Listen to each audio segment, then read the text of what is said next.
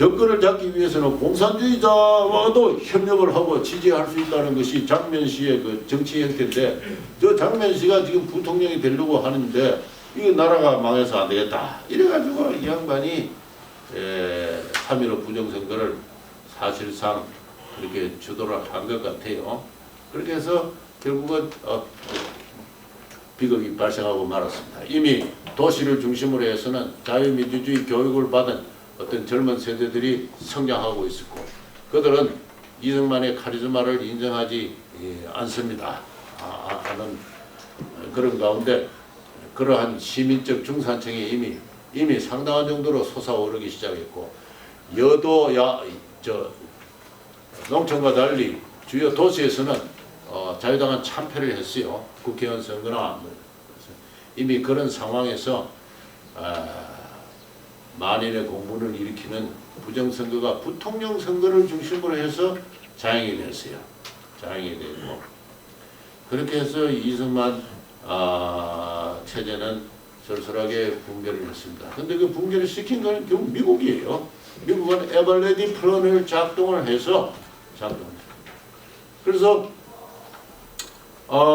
이승만 4.19를 맞이해서 이승만 대통령이 결국은 이제 군을 동원을 했습니다. 군을 동원했는데 군이 말을 안 들어요. 한 나라 대통령이 군을 동원했는데 군이 말을 안 들어요. 말을 안 들어요. 결국 이승만은 자기 군대를 갖지 못한 사람이에요. 그 제가 이승만을 독재자로 이야기한 사람이 있으면 이 점을 어디 지적해 줍니다. 군대를 동원해서 군대를 통솔할 수 없었는데 무슨 놈의 독재자냐. 근데 이 군대는 당시 이동찬 사령관은 미국의 통제하에 있었어요. 제가 직접 그 당시 4.19 때 그 교수 데모를 주도한 사람이 있어요. 임창순 선생이라고 제 한문 선생입니다. 이 양반이 여러분 사진에 보면 그 교수 데모 때 그 플래카드 있죠. 학생 피해 보답하라 하고 플래카드, 그 플래카드 쓴 사람이 그 임창순 씨예요. 이 양반은 나중에 인혁단 사건에 걸려 들어가서 옥살이도 좀 하고 했던 사람이에요. 당시 성대 교수였습니다. 저한테 뭐라고 그런 게 아니라 같이 한문 교육하던 그 같은 제자들한테 4.19 교수 데모를 하기 전에 미 대사관에 찾아가가지고 신분 보장을 받았대요. 신분 보장. 미 대사관에서 교수들이 데모한다니까 잘해보십시오. 우리가 뒤를 잘 봐주겠습니다. 그랬어요. 그래서 교수들은 미 대사관의 신분 보장을 받고 데모를 했고, 그리고 대통령 통제하에 있는 군은 계엄일 발동을 해서 나와도 그냥 탱크 위에 시민이 올라가도 다 그냥 시민들하고 같이 춤을 췄던 겁니다. 그래서 결국은 미국의 에벌레디 플랜이 작동을 해서 이승만을 대통령을 제거했다. 그렇게 보는 게 맞을 것일 거고, 제가 조금 전에 설명한 그 해방전후사의 재인식이라는 그 논문에 그 부산대학의 이철순 교수가 쓴 논문이 바로 그런 논문이에요. 그런 정언들을 쭉 모아가지고,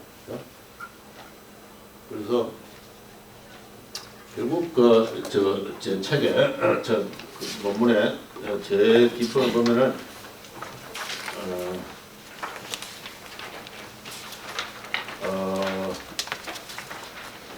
19페이지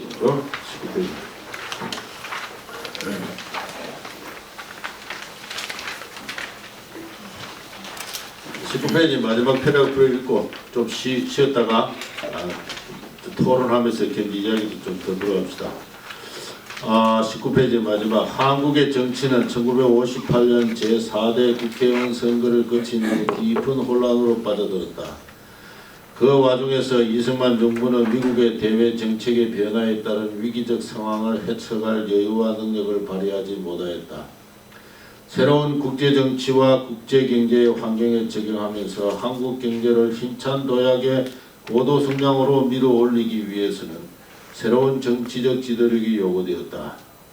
이승만의 시대는, 여기 제 강의 결론입니다. 이승만의 시대는 공산주의 세력과의 투쟁을 통해서 자유민주주의와 시장경제의 바탕을 둔 새로운 나라를 세우고, 공산주의 세력의 무력 침략으로부터 나라를 방위하고 미국과의 동맹관계를 굳건히 하고 다음 세대의 한국 경제가 고도 성장을 이룩할 수 있는 토대로서 교육혁명을 이룩하고 민간공업을 육성하는 등의 업적을 남겼다.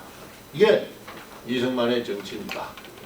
이승만의 권위주의 정치가 나라 만들기 초기 과정에서 수행했던 역할이에요.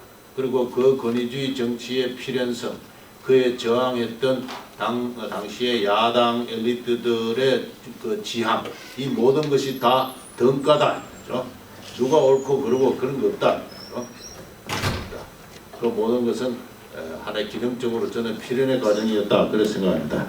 그래서 1950년대가 끝나면서 그 이승만의 시대도 슬슬 막을 내리고 있었다.